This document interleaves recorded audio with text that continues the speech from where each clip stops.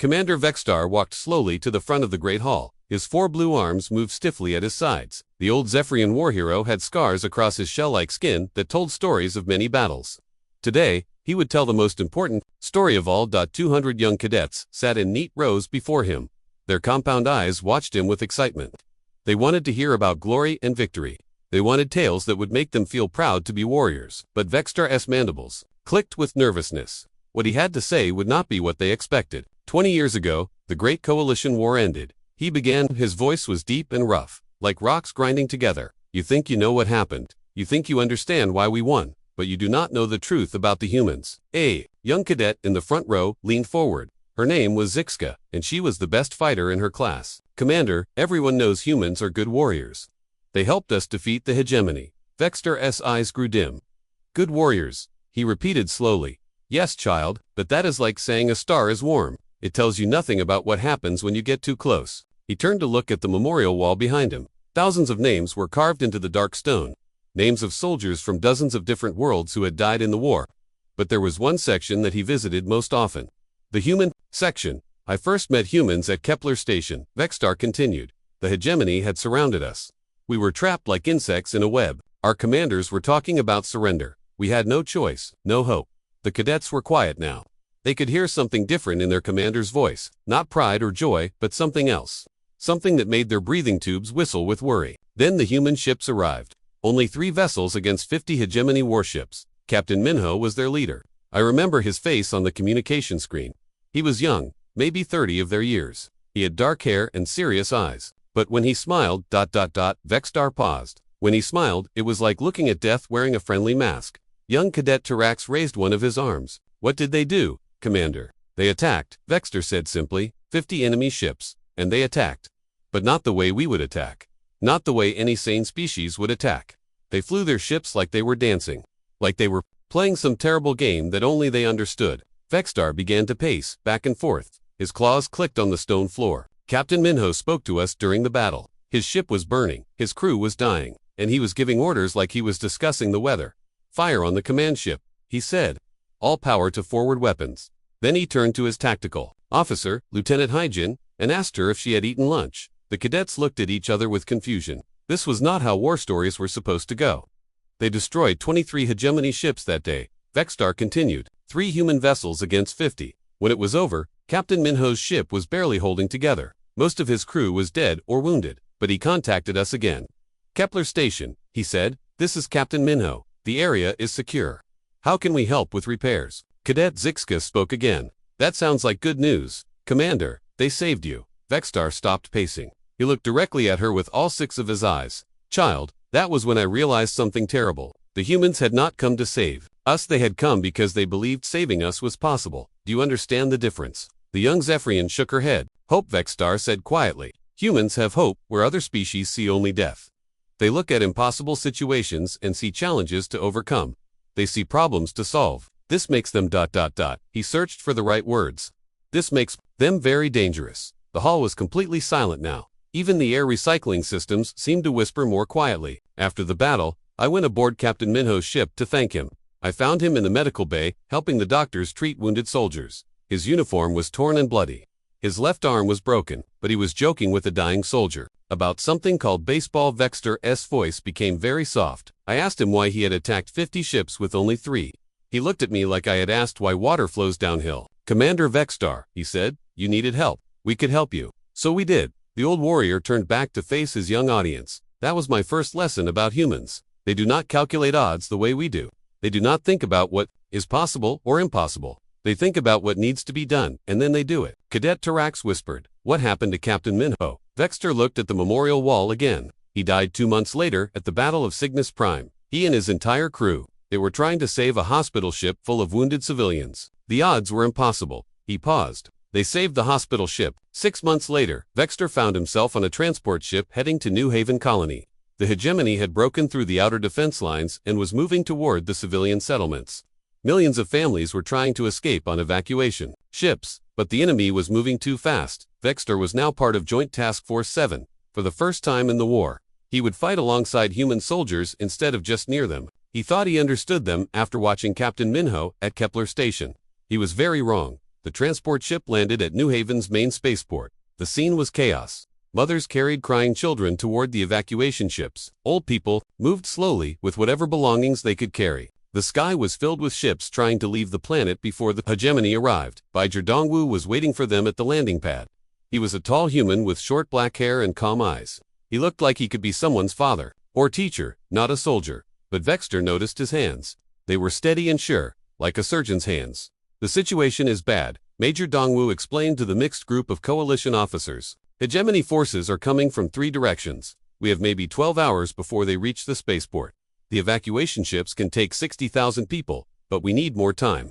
General Thakmer, a large Andromedan with thick armor plates, studied the tactical display. We should pull back to the secondary defense line. We can hold there until the fleet arrives. The fleet is 18 hours away, Major Dongwu said quietly. If we pull back now, the civilians won't have time to escape. Then we save who we can, General Thakmer replied. That is the logical choice. Vexter watched Major Dongwu's face. The human was thinking, but not the way other species think. There was something happening behind his eyes that made Vexter's breathing tubes flutter with worry. There is another option, Major Dongwu said finally. The northern pass, it's a narrow valley between 2 mountains. A small force could hold it for a while. General Thakmer looked at the map. Hold it, how long? Long enough. That's suicide. The force that goes there won't survive. Major Dongwu nodded. I know. The room became very quiet. Vexter could hear the sounds of the evacuation outside. Children crying. Engines starting. People saying goodbye to their homes forever. I need volunteers, Major Dongwu continued. 200 soldiers to hold the northern pass. Everyone who goes knows they're not coming back. Vexter expected a long discussion. He expected arguments about duty and sacrifice. Instead, something happened that he would never forget. Every human in the room stepped forward. My battalion volunteers, Major Dongwu said. Sir, my squad wants to go too, said Sergeant Yunji, a small woman with bright eyes. And mine, added Corporal Jin-Wu. Within minutes. Major Dongwu had more volunteers than he needed. He had to choose which soldiers would stay behind and which would go to die in the northern pass. Vexter watched the chosen ones prepare for their mission. He expected to see fear or sadness. Instead, he saw something that confused him completely. They were making jokes. Private Soyoung was loading ammunition into his weapon while telling his squad about his grandmother's cooking.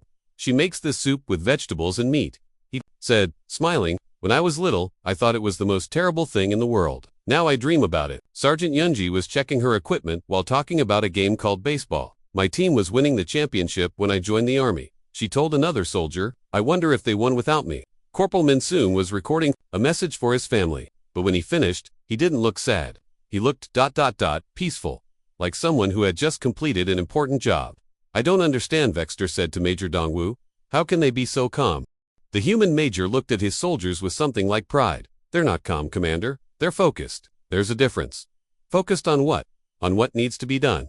Vextar followed the human battalion to the northern pass. The valley was narrow and rocky, with steep walls on both sides. It was a perfect place for a small force to hold off a larger army. It was also a perfect place to die. The humans set up their defensive positions with the same careful attention they might use to arrange furniture in their homes. They tested their weapons and checked their communication equipment. They shared food and water and told more stories about their lives back on Earth. 60,000 people, Major Dongwu said to his soldiers as the first hegemony scouts appeared in the distance. That's how many civilians we're saving. Remember that number. The battle began at sunset. Vexter watched from the command post as wave after wave of hegemony soldiers attacked the pass. The humans fought like machines, but machines that could think and adapt. They used every rock and every shadow to their advantage. 472 hours, 200 humans held that pass against 10,000 hegemony soldiers. They never retreated, they never surrendered. When their ammunition ran low, they used rocks and knives. When their weapons broke, they used their hands. When the coalition fleet finally arrived, they found the northern pass filled with enemy dead. But they found no human survivors, not one. 60,000 civilians had escaped to safety. The mathematics were simple, Major Dongwu had said. 200 lives for 60,000. But watching those humans make that calculation, seeing them accept it with such quiet determination. That was when Vextar realized something that would haunt him forever. Humans didn't just fight wars. They redefined what sacrifice meant. 3 months after the Battle of New Haven, Vextar's luck ran out. His reconnaissance team was captured during a scouting mission behind enemy lines. The hegemony soldiers dragged him and his squad to a transport ship, then flew them to a place that made even hardened warriors whisper in fear. Prison Moon Carthel. The hegemony called it the tomb. The moon was small and dark, floating in empty space far from any star. The prison was built deep underground, carved into solid rock. Energy barriers surrounded the entire facility. Automated gun turrets watched every approach. Even the hegemony's own soldiers said that no one had ever escaped from Carthal. Vextar's cell was a small box made of metal and stone. He shared it with a Centaurian pilot named Kextal and a human medic called Taman. The human had been captured 2 weeks earlier when his medical transport was shot down. "How many prisoners are here?" Vextar asked during their first meal together. "About 2,000, Taman replied. He was young, maybe 25 human years. His uniform was torn and dirty, but his eyes were still bright with intelligence. Coalition soldiers from 12 different worlds. Kextal, who had 6 legs and fur like silver wire, made a clicking sound that meant despair in his language. "We will die here. No rescue is possible." Taman looked at the Centaurian with a strange expression. "Possible is a funny word," he said quietly. "My people have different ideas about what's possible." The days passed slowly in the underground prison. The guards gave them just enough food to stay alive, and just enough light to see their despair. Every morning, they would announce over the communication system that rescue was impossible. No fleet could approach the moon without being detected. No force could break through the defenses. But Taman never stopped asking questions. He asked about guard schedules and shift changes. He asked about the layout of different sections.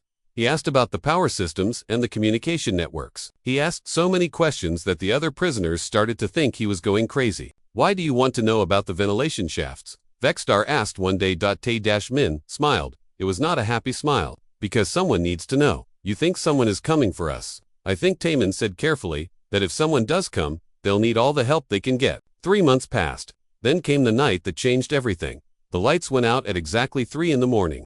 Emergency power kicked in a few seconds later, painting the corridors in deep red light. In that red glow, Vextar saw shapes moving through the prison like shadows with purpose. The cell door opened without a sound. A figure in modified hegemony armor stepped inside. The armor looked real, but something was wrong with it. It moved too smoothly, too quietly. "Commander Vextar." The voice was human and female. "I'm Lieutenant Suman. We're here to take you home." Vextar stared at the figure. "How did you get here?" "The defenses. We borrowed a hegemony transport ship," Lieutenant Suman said. She was removing her helmet, revealing a young human face with short black hair and determined eyes. "Amazing what you can do when you look like you belong here." Behind her, more figures appeared. 12 humans in stolen armor, moving through the prison with deadly precision. They worked in pairs, opening cells and freeing prisoners while maintaining perfect silence. "How many of you are there?" Kextal whispered. 12, said a human soldier named Jawan. He was working on the electronic lock of another cell while humming a soft tune. "Reaper Squad. We specialize in impossible missions." Vextar watched in amazement as the humans freed prisoner after prisoner. They moved like dancers, each one knowing exactly where the others were and what they were doing. But what confused him most was their behavior. Private Minjun was treating wounded prisoners while asking them about their families. "Do you have children?" she asked a injured Andromedan soldier while bandaging his wounds. "What are their names?" Corporal Sung Ho was disabling security systems while discussing Earth food with another human. "When we get back, I'm going to eat nothing but rice and vegetables for a week," he said. "These people are insane," Kextal whispered to Vextar.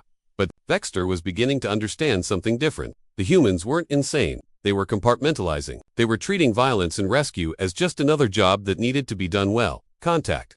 came a shout from down the corridor. Hegemony guards had discovered the escape. What happened next was the most efficient display of controlled violence Vextar had ever seen. The humans moved like water, flowing around obstacles and striking where the enemy was weakest.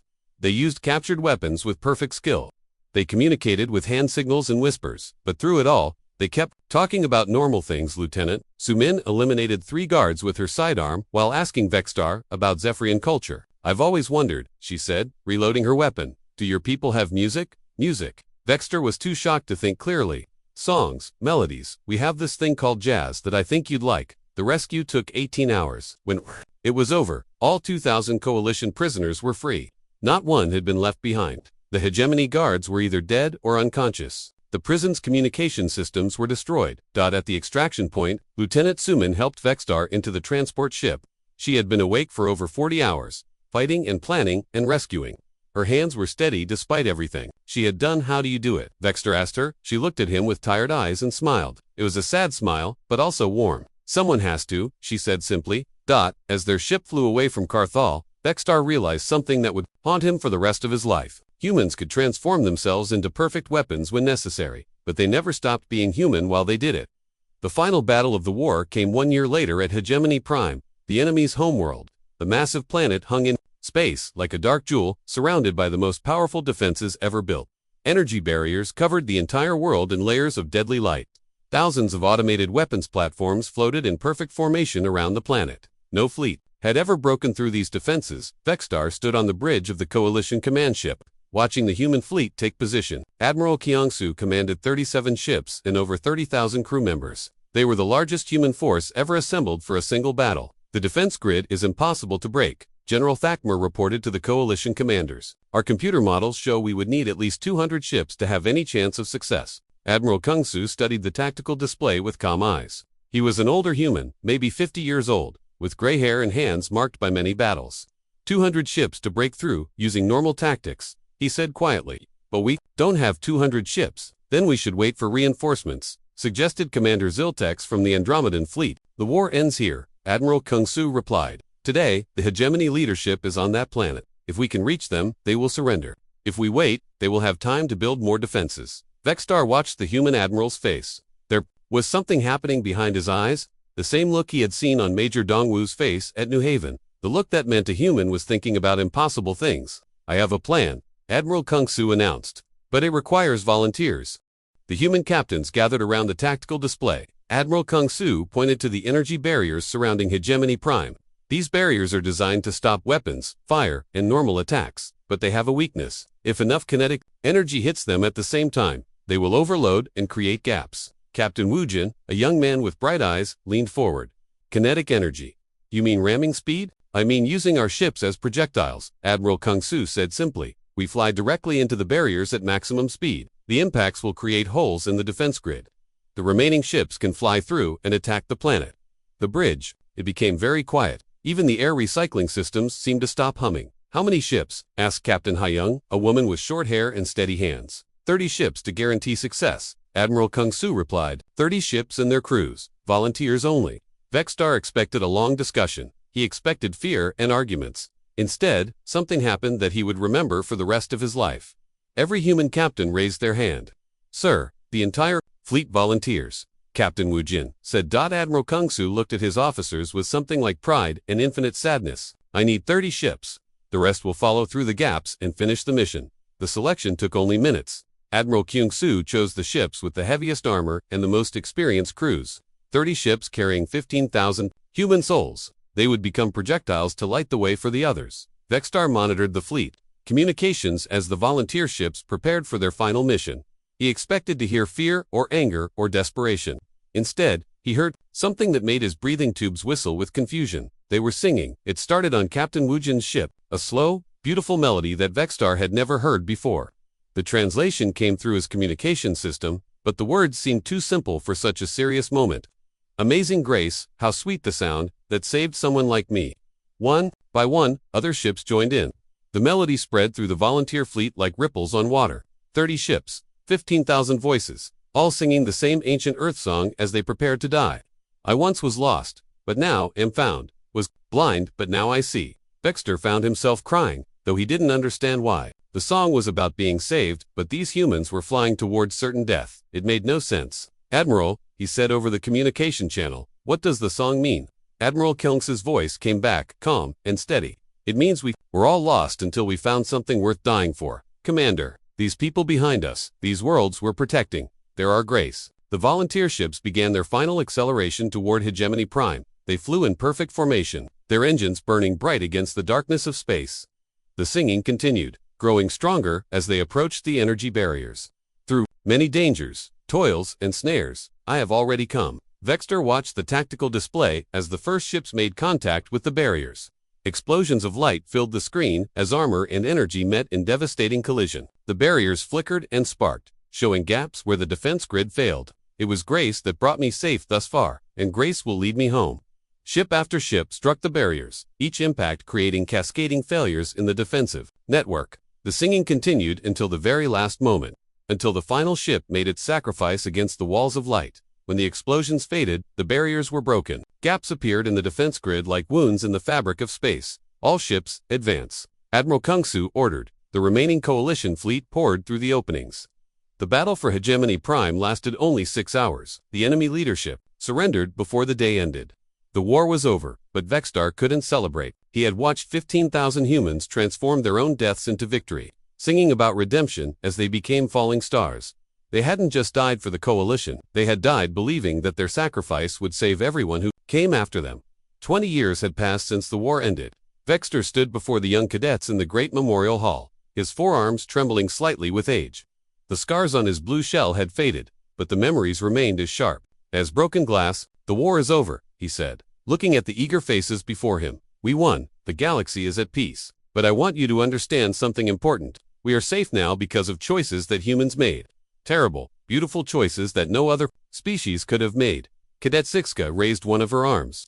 "Commander, humans are our allies now.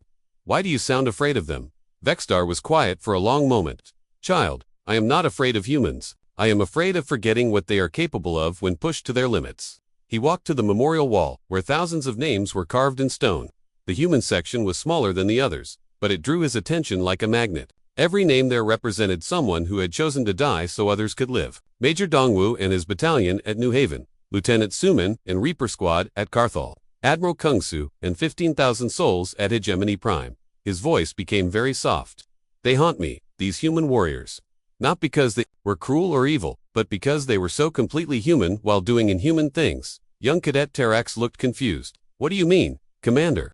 Private Soyoung talked about his grandmother's soup while loading ammunition for his final battle. "Lieutenant Suman asked me about my family while her hands were stained with the blood of enemies she had killed." Admiral Kungsu's crews sang about grace as they flew their ships into death itself. Vextar began to pace slowly, his claws clicking on the stone floor. Other species fight wars with anger or duty or fear. Humans fight wars with hope. They believe, even in the darkest moments, that their actions will make things better for someone else. He stopped in front of a small section of the memorial dedicated to the Battle of Hegemony Prime. 30 ship names were listed there, along with the names of every crew member who had died in the final assault. "After the war ended, I visited Earth," Vextar continued. "I went to see the families of the humans I had fought beside. Captain Wu Jin's mother served me tea in her kitchen. She showed me pictures of her son as a child, playing with a ball in their garden. She cried, but she also smiled. He saved so many people, she said. He would be proud of that." The cadets were completely silent now. They had expected a story about victory and glory. Instead, they were hearing about loss and sacrifice and the weight of survival. "I visited Lieutenant Suman's father. He was a teacher in a small town by the ocean. He had kept her room exactly as she left it. Her books were still on the desk. Her clothes were still in the closet. But on her bed, he had placed letters. Hundreds of letters from coalition prisoners she had rescued. People from dozens of worlds, all thanking her for giving them back their lives." Vextar's voice began to crack with emotion. "Do you understand what that means? She died knowing that 2,000 prisoners would go home to their families. She chose to carry that weight, to make that sacrifice, because someone had to." Cadet Zixka spoke again, her voice very small. "But Commander, that was during the war. Things are different now, are they?" Vextar asked. 3 years ago, there was a plague on Centauri Prime. Millions were dying. The cure required someone to enter a contaminated zone that would kill anyone who went there. Human volunteers went in. They saved the planet and died from radiation poisoning." He pointed to another section of the memorial wall. 5 years ago, pirates attacked a refugee convoy near the outer rim. The escort ships were outnumbered 10 to 1. The human captain could have retreated and saved his own crew. Instead, he held the line until reinforcements arrived. Every human on those ships died. Every refugee survived. The young Zephyrians looked at each other with new understanding. The war might be over, but human nature hadn't changed. "This is why I tell you these stories," Vextar said. "Not to make you afraid of humans, but to help you understand what kind of allies we have. They are a species that will sacrifice everything to protect others. They will face impossible odds if they believe their cause is right. They will sing songs about grace while flying into death itself." He walked to the center of the hall and looked up at the great dome above them. Stars were visible through the transparent sections, peaceful and distant. "We live in a galaxy where humans choose to be our guardians instead of our conquerors." Major Dongwu could have retreated from New Haven. Lieutenant Suman could have left difficult prisoners behind. Admiral Kungsu could have chosen a safer plan, but they didn't. They chose to carry the weight of our survival on their shoulders. As the ceremony ended, the cadets filed out quietly. They would go back to their training, but they would never forget what they had heard. They would remember that their peaceful galaxy was built on the sacrifices of humans who believed that hope was stronger than death. Vextar walked alone to the memorial garden behind the Great Hall. It was a small, quiet place with flowers from many worlds growing together in harmony. At the center stood a simple stone marker with words in the human language. He placed a traditional Zephyrian prayer crystal at the base of the marker, then whispered the words Lieutenant Suman had taught him during their escape from Carthal. "Until we meet again," the words carried across the garden, a promise that the ghosts of human warriors would never be forgotten. Not their courage, not their sacrifice, and not the haunting beauty of their willingness to transform death into hope for others.